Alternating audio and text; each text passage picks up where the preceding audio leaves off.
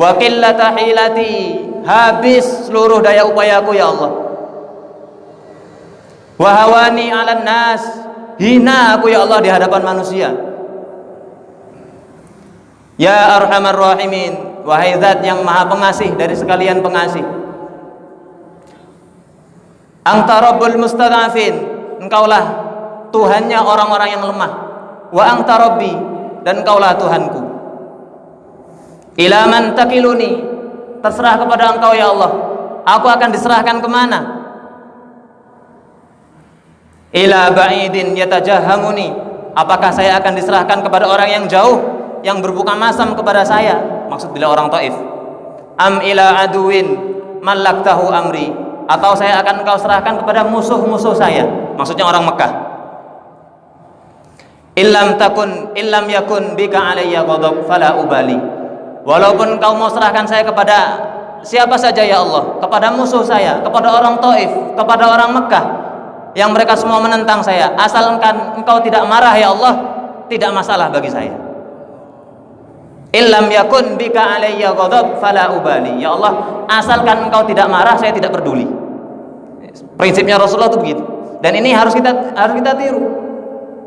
Yang penting saya ini benar. Orang mau mengatakan saya apa, mau mengejek saya bagaimana, tidak peduli. Orang saya ini benar, tapi syaratnya benar. Jangan ngengkel, udah salah ngengkel. Itu sifatnya siapa yang begitu itu? Singkat cerita, beliau begitu membacakan doa yang begitu menyedihkan sampai langit ini bergoncang. Maka Allah Subhanahu wa taala mengutus malaikat penjaga gunung.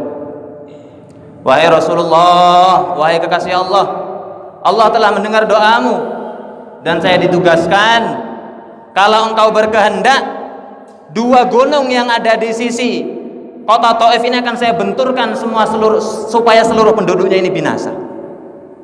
Apa kata beliau? Tidak, walaupun mereka sekarang tidak menerima, saya berharap anak cucu mereka nanti menerima agama. Masya Allah, inilah begitu kasih sayang Rasulullah Shallallahu Alaihi Wasallam kepada umatnya. Itu seandainya Rasulullah ketika itu berdoa itu langsung habis orang-orang Taif, tidak tersisa satupun. Ternyata betul harapannya Rasulullah Shallallahu Alaihi Wasallam ini terwujud. Muncul dari Taif ini pejuang-pejuang, diantaranya Muhammad bin Qasim, seorang panglima yang dikirim oleh Hajjaj bin Yusuf untuk berdakwah ke Hindustan. Dulu India, Pakistan, Bangladesh masih satu, ke Hindustan.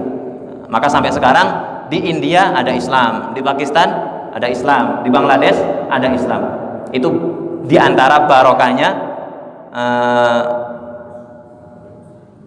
Muhammad bin Qasim As-Saqafi, orang sana, orang Taif. Ternyata harapannya Rasulullah itu terbukti, karena Rasulullah ini tidak berkata, tidak berucap, tidak berbuat kecuali atas dasar wahyu. Singkat cerita, dua putra pemilik kebun itu dengar doanya Rasul itu, mereka miris juga, kasihan. Maka nyuruh budaknya, kamu ambilkan anggur. Jadi itu di kebun anggur, diambilkan anggur di satu wadah, kemudian diserahkan kepada Rasulullah oleh budak itu. Nama budaknya itu Adas. Adas, ain, pakai ain, dal, alif, sin, Adas. Maka ketika diberikan, Rasulullah ngambil, kemudian Rasulullah menyuap dengan Bismillah. Maka budak itu begitu dengar Rasulullah mengucapkan Bismillah, dia mengatakan, wallahi, ini ucapan saya dengar di kampung saya ini orang biasa mengucapkan ucapan seperti ucapan antum ini, seperti ucapan Tuhan ini. Maka Rasulullah nanya, kamu dari mana? Agama kamu apa? Agama saya Nasrani, dan saya dari kampung Nainawa, satu kampung di daerah Mosul.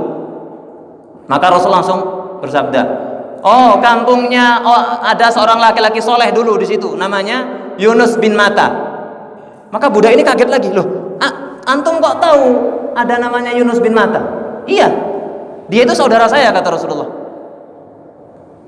Dia itu nabi, saya ini nabi, kata Rasulullah. Jadi dia saudara saya.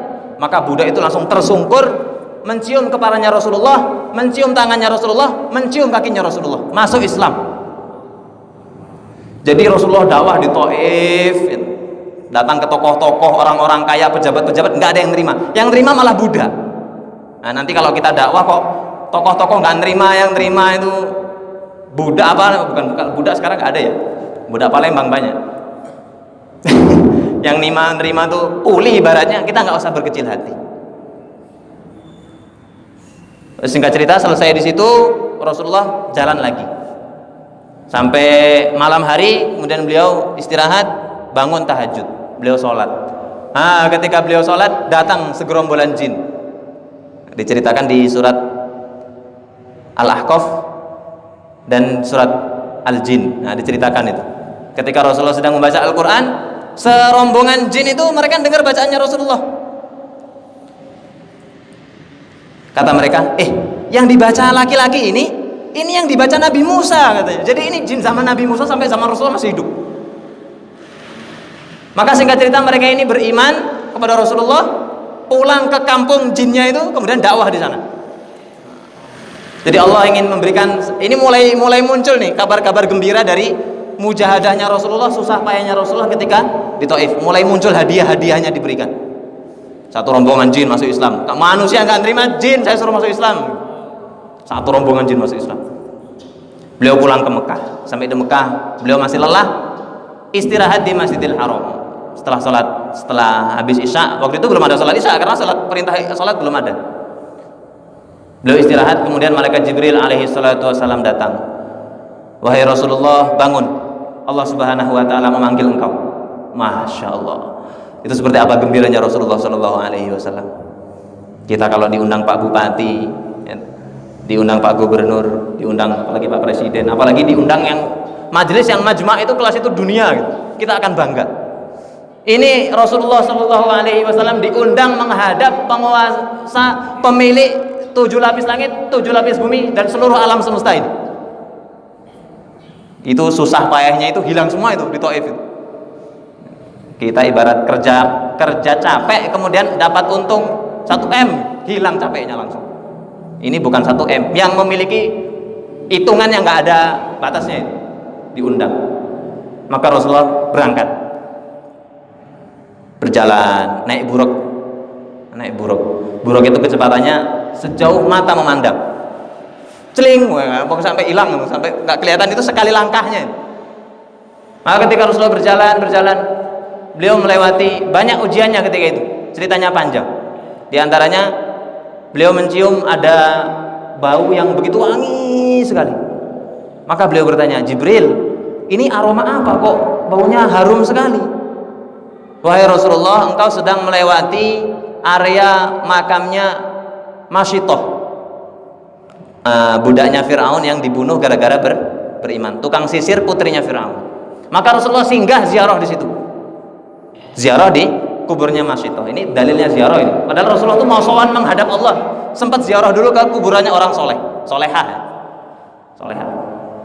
Maka beliau mengatakan, saya ini sudah pernah masuk surga wahai Jibril, tapi saya belum pernah mencium bau yang lebih wangi daripada wanginya kuburannya Masyitoh ini. Terus setelah itu beliau berangkat menuju Masjidil Aqsa. Disitulah beliau mengimami seluruh para nabi. Jadi nabi itu yang diimami arwah. Rasulullah ketika itu arwah yang diimami, bukan jasad. Arwahnya para nabi, nabi sudah wafat semua. Satu riwayat mengatakan di situ, yang riwayat yang lain mengatakan di Baitul Ma'mur sana di atas. Mengimami di situ. Seolah-olah Allah ingin mengumumkan, ini loh pimpinannya para nabi itu ya kamu. Jadi imamnya seluruh para nabi dan rasul di situ. 313 rasul dan 124.000 nabi. Beliau mengimami di situ. Kemudian beliau mulai naik ke atas, naik menuju langit. Langit pertama, langit kedua, langit ketiga, sampai mentok langit ketujuh. Rasul naik lagi, malaikat Jibril sudah berhenti. Rasulullah, saya hanya menemani engkau sampai di sini saja. Saya kalau maju 1 langkah saya akan kebakar. Maka Rasulullah agak berat juga naik ke beliau menuju suatu tempat yang beliau belum pernah ke sana dan gak ada orang lain. Sepi, sunyi tempatnya itu. Maka beliau agak ragu. Maka disitulah beliau mendengar suaranya Sayyidina Abu Bakar As-Siddiq. Wahai Rasulullah, maka Sayyidina Abu Bakar gak ikut. Wahai Rasulullah, jangan ragu, maju menghadap Tuhanmu. Dengar suaranya Sayyidina Abu Bakar, maka beliau dengar suara itu langsung mantap. Jadi tingkatannya Sayyidina Abu Bakar itu sampai seperti itu. Suaranya terdengar di Sidratul Muntaha. Beliau nggak ikut naik, tapi suaranya sampai sana. Maka beliau di sanalah menerima perintah sholat. Berapa kali Pak sholatnya? 50 kali. Turun di langit ke-6, ketemu Nabi Musa alaihi salatu wassalam. Wahai Muhammad, kamu dapat hadiah apa dari Allah? Perintah sholat. Berapa kali? 50. Minta korting, umat kamu gak kuat itu. Jadi Nabi Isa itu tahu, Nabi Musa itu tahu umat akhir zaman itu lemah-lemah, loyo-loyo ibadahnya itu. Minta korting, naik lagi Rasulullah. Turun, dikurangi berapa? Dikurangi 5. Masih gak kuat umat kamu. Bolak balik Rasulullah 9 kali. Sampai terakhir 5. Minta kurang lagi kata Nabi Musa. Cukup, saya udah malu bolak balik terus. Jadi Nabi Musa itu masih gak yakin umat akhir zaman itu sholat 5 waktu bisa terjaga, itu beliau masih kurang yakin. Yakin umat akhir zaman itu kok masa 5 waktu sholatnya itu. Dan terbukti itu, Masya Allah ya. Terbukti ya sekarang. Lebih berat cangkulnya, lebih besar penanya, lebih penting pasarnya, lebih untung jaga tokonya dibanding sholatnya. Masya Allah, jadi hadiah yang begitu besar. Tapi dari hadis ini jangan kita pahami Allah tuh di langit. Loh, kalau Allah nggak di langit ngapain naik ke atas? Jadi Allah itu ingin memberi hadiah yang begitu istimewa di tempat yang begitu layak, yang sangat sempurna untuk menerima hadiah itu.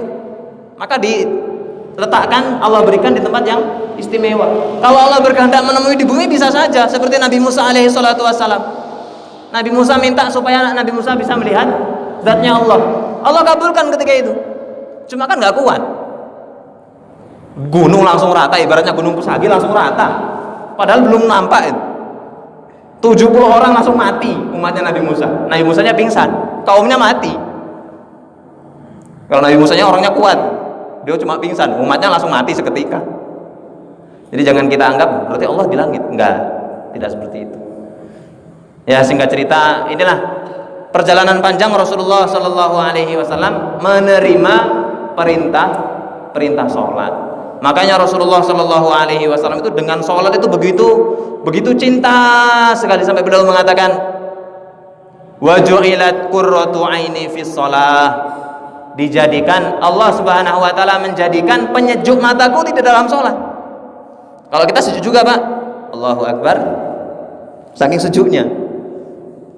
Kalau tarawih saking sejuknya Pak ya, sejuk sekali sampai bisa ngantuk saking sejuknya. Bahkan beliau mengatakan kalau beliau lagi safar dalam perjalanan, beliau nanti akan mengatakan kepada Sayyidina Bilal, arihna ya Bilal, arihna, wahai Bilal, istirahatkan kami. Maksudnya itu apa kalau beliau mengatakan begitu?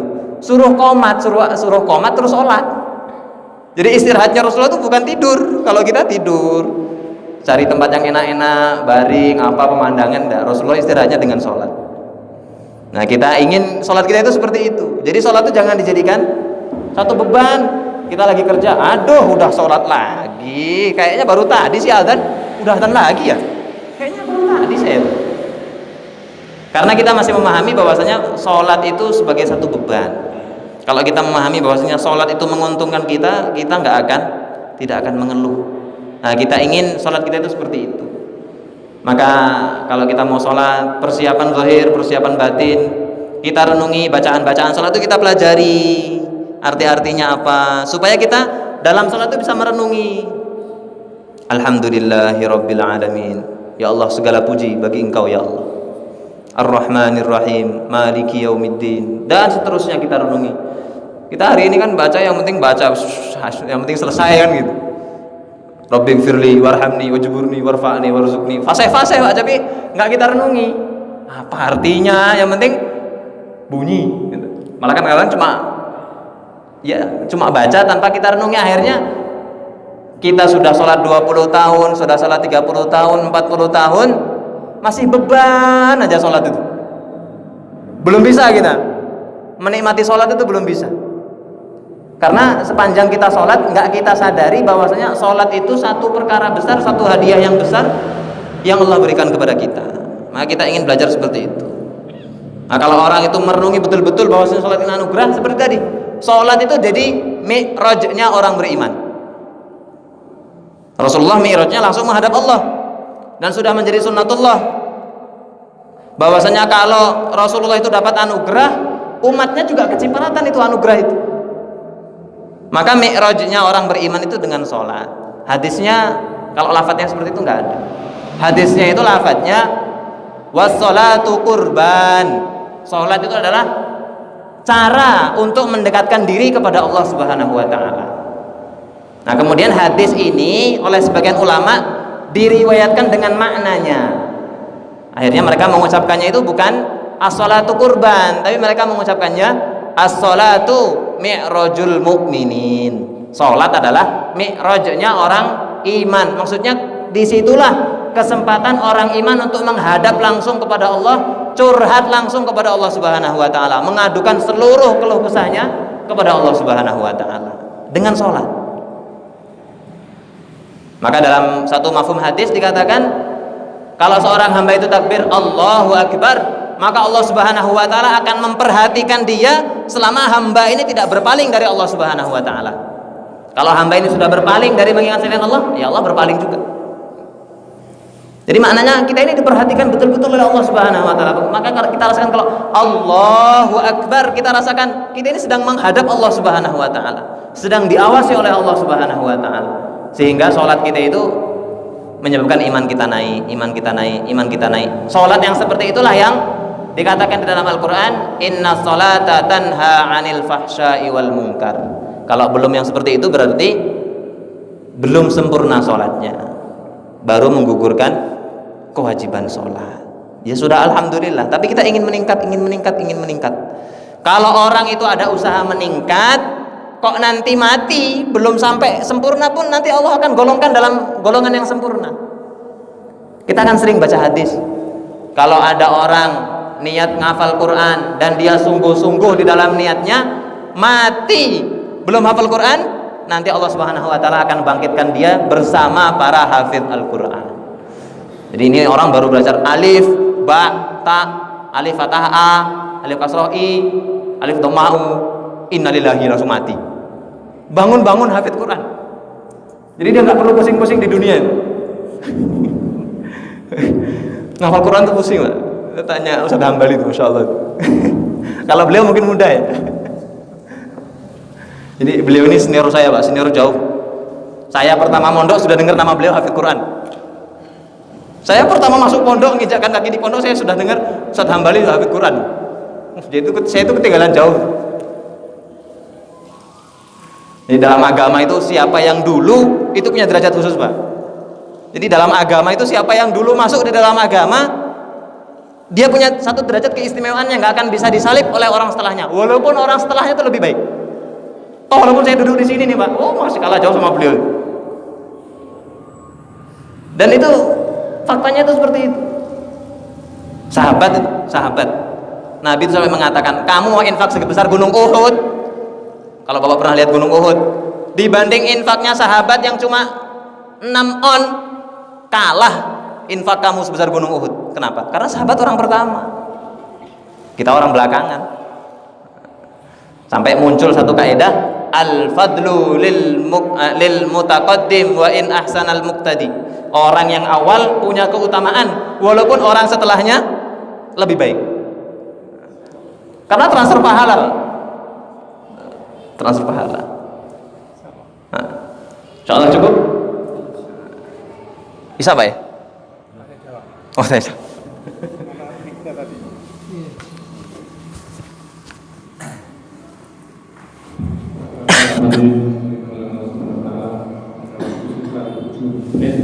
Silahkan kalau ada yang tanya, kalau Bapak dan Ibu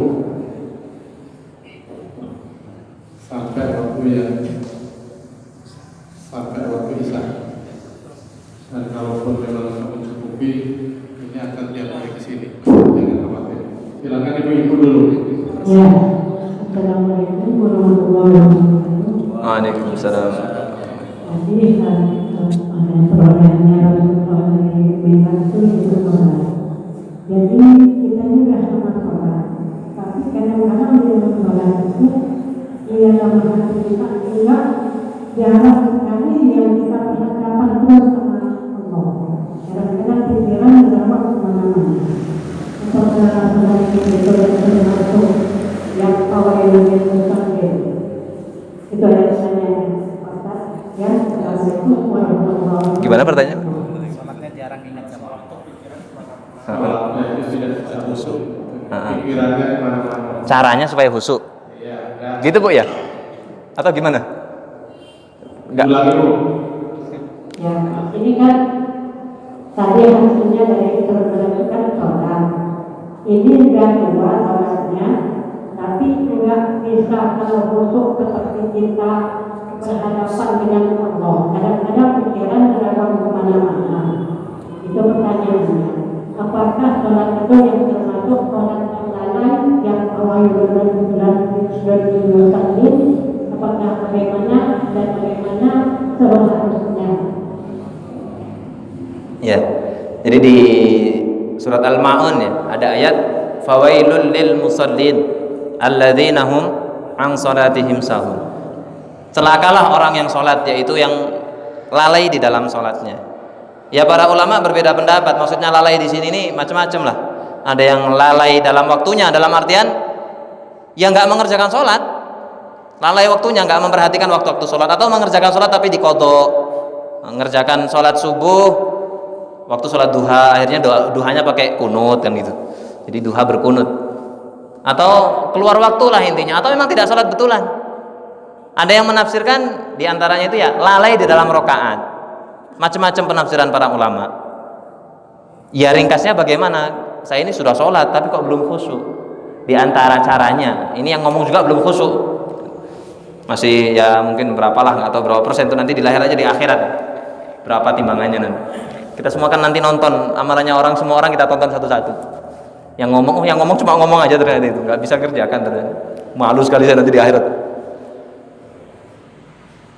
Bagaimana di antara caranya? Di antara caranya sebelum sholat kita menyibukkan dengan istighfar, dengan zikir, dengan doa, dengan baca Quran. Jadi persiapan sebelum sholat kita persiapan dulu, persiapan batin. Karena kalau orang mau sholat masih utek-utek, apa istilahnya, masih sibuk dengan dagangannya, berangkat ke masjid pas qomat kan itu, baru coret-coret qomat berangkat ke masjid. Kira-kira diingat ya yang coret-coret tadi. Ya, jadi sebelum masuk waktu sholat usahakan kita sudah siap untuk menyiapkan hati kita. Kesibukannya ditunda dulu, semuanya berhenti untuk mempersiapkan zahir kita, batin kita menghadap kepada Allah, sehingga kita ketika menghadap kepada Allah dalam keadaan tenang.